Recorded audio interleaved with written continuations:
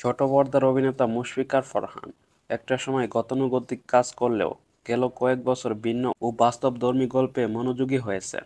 চরিত্রের প্রয়োজনে মিশে যাচ্ছেন একদম কাদামাটির সঙ্গেও। প্রতিটি নাটকে নিজেকে গড়েছেন এবং ভেঙেছেন। নিজের কাজ নিয়ে মুশফিকার ফারহান বলেন, এবার ঈদে মাস্তান নূর, হৃদয় জুড়ে তুমি, ফিদা, যে পাখি গর্ব জেনা, লটারি ও তুই জীবন, এই নাটকগুলোতে অভিনয় করেছি। প্রতিটি নাটকের মধ্যে দর্শক সিনেমার ফিল খুঁজে পাবেন। সহশিল্পী, নির্মাণ ও গল্প সব কিছুতেই নতুনত্ব আনার চেষ্টা করেছি। ঈদের কাজগুলোর জন্য সর্বোচ্চ পরিশ্রম করেছি আমি। টানা ১.৫ মাস ঈদের নাটক নিয়ে ভীষণ ব্যস্ত ছিলাম। ক্লান্ত শরীরকে বিশ্রাম দিতে ঈদের ছুটি কাটছে বিছানায়। ফারহানের কথায়, আগের কাজের তুলনায় এবারের কাজগুলো বেশ চ্যালেঞ্জিং ছিল। সবগুলো কাজে যে কষ্ট করেছি, চ্যালেঞ্জ নিয়েছি, সেটা কেউ বিট করতে পারেনি এবং পারবেও না।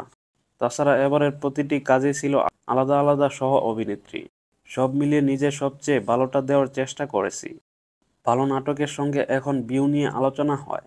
ভিউয়ের বিষয়ে অভিনেতা বলেন, প্রতিটি ভালো কাজের যে ১০টি গুরুত্বপূর্ণ অংশ, তার মধ্যে অন্যতম হচ্ছে ভিউ। আর আমার সব কাজের উদ্দেশ্যই হচ্ছে দর্শকদের কাছে পৌঁছে দেওয়া, তাদের ভালোবাসা পাওয়া। এর জন্য ভিউ অনেক গুরুত্বপূর্ণ। ফারহানের ভাষ্য, আমি কাজ করি দর্শকদের জন্য। দর্শকরা ভালোবেসে অনেক সময় অনেক উপাধি দেন। তবে যখন কেউ স্টার, সুপারস্টার বলে সম্বোধন করেন, তখন একটু আনইজি লাগে।